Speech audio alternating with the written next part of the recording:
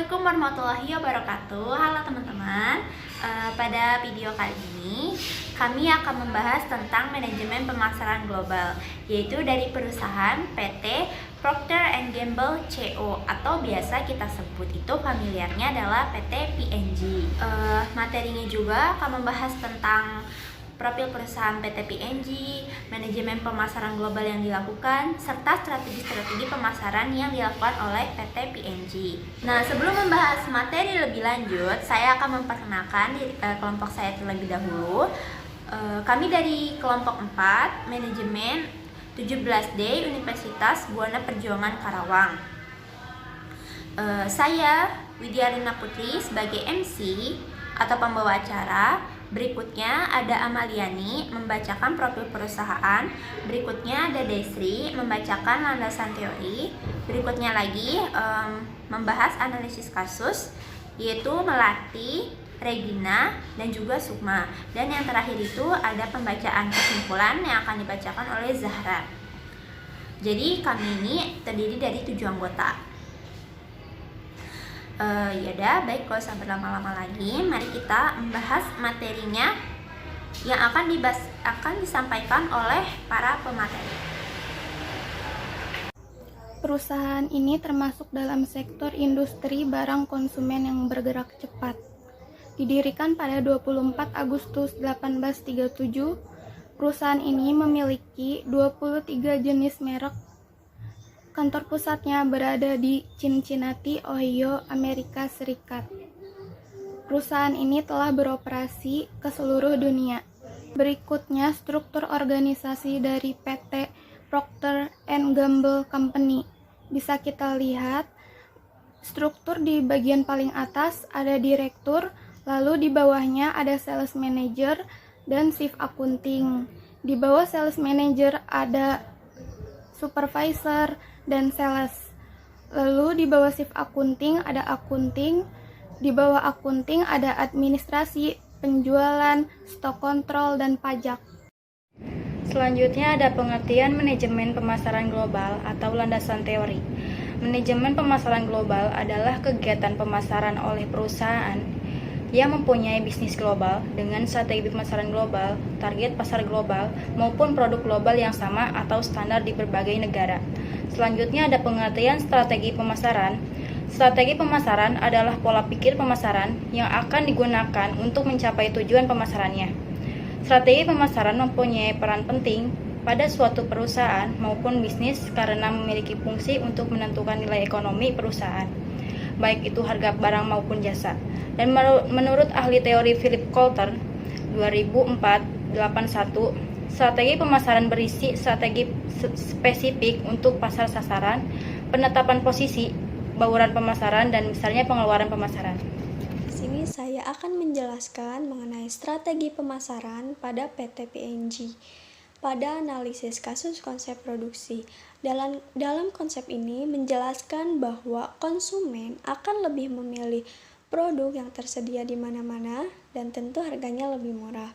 Manajer dari bisnis yang berorientasi pada produksi akan berkonsentrasi dalam pencapaian efisiensi produk yang tinggi dengan biaya yang rendah dan distribusi massal. Dalam konsep ini menyatakan bahwa konsumen akan lebih menyukai produk yang menawarkan fitur-fitur paling bermutu, berprestasi atau inovatif. Para manajer dalam organisasi ini berfokus pada membuat produk yang superior dan meningkatkannya sepanjang waktu atau dalam jangka waktu yang panjang. Lalu ada konsep pemasaran holistik. PT P&G selalu mengedepankan kebutuhan dan permintaan konsumen mereka. Oleh karena itu, PT P&G senantiasa selalu melakukan R&D agar selalu dapat menciptakan inovasi terbaru untuk memenuhi permintaan konsumen, sehingga secara otomatis perusahaan dapat menciptakan loyalitas pada pelanggannya.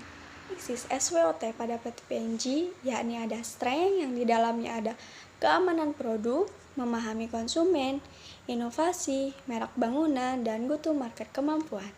Lalu ada weakness yang di dalamnya ada kesempatan, lalu ada opportunity yang di dalamnya ada memperluas pangsa pasar, lalu ada treat yang di dalamnya ada produk yang palsu, dan persaingan pasar.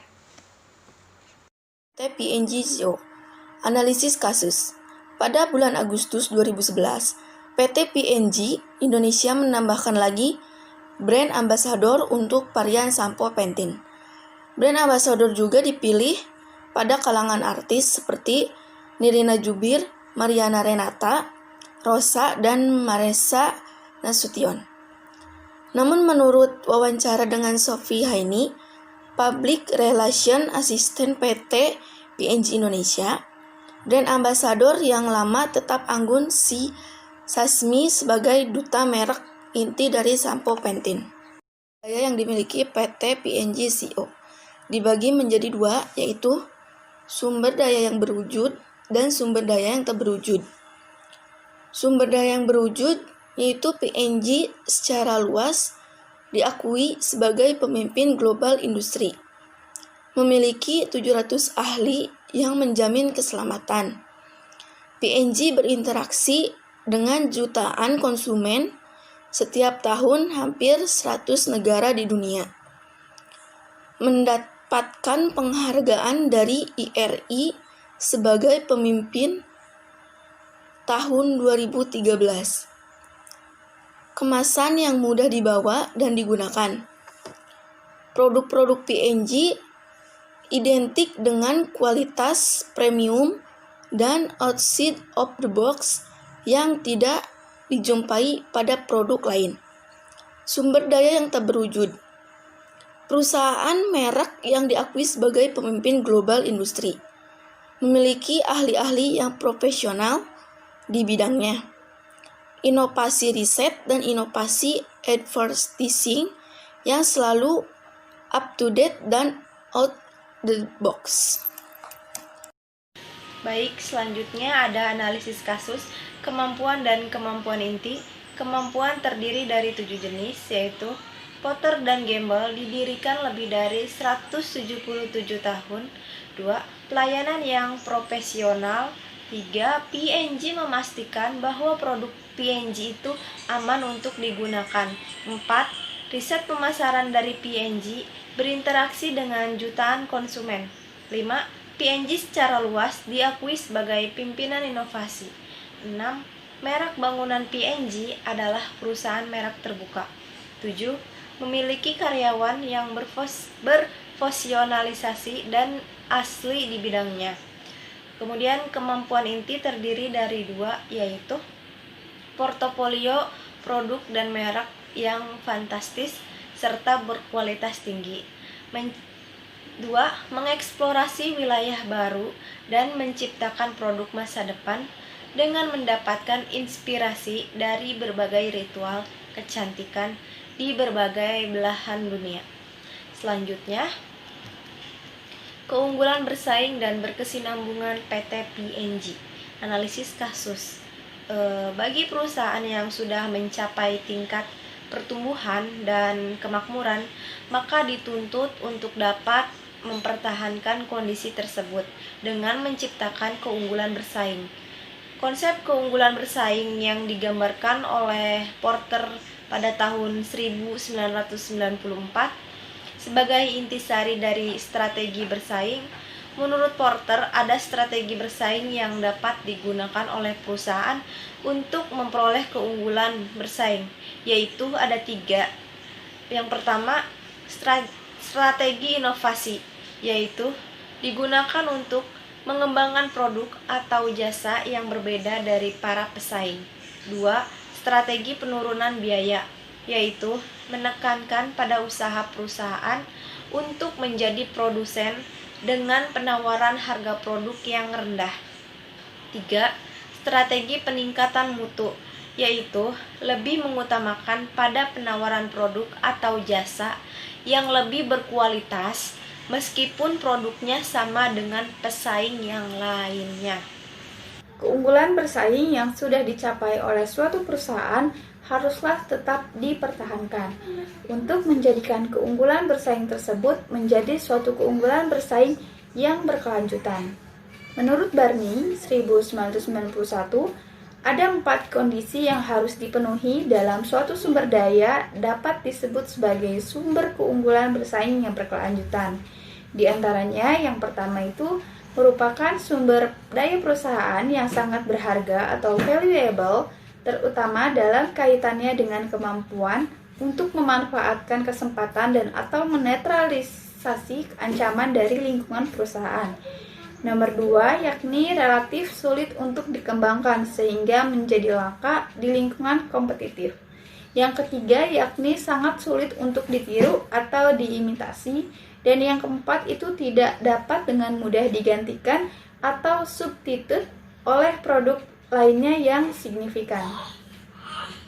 Kesimpulannya adalah, dalam cakupan strategi pemasarannya, P&G sukses untuk meningkatkan kualitas dari perusahaannya, dan diantaranya ada konsep produksi, konsep produk, konsep pemasaran holistik. Selain strategi pemasaran yang baik, juga analisis SWOT-nya yang ada pada perusahaan P&G juga mampu menghasilkan kualitas produk yang sangat baik dan mampu bersaing serta keunggulan yang berkesinambungan.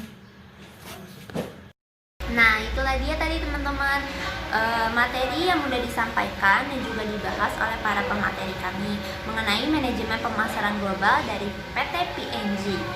Nah, apabila ada kesalahan atau juga materi yang kurang, kami mohon maaf. Dan juga apabila teman-teman ada yang mau ditambahkan atau ada yang mau ditanyakan, bisa komen di kolom komentar di bawah ya. Sekian dari kelompok kami. Semoga ilmu ini bisa bermanfaat. Assalamualaikum warahmatullahi wabarakatuh.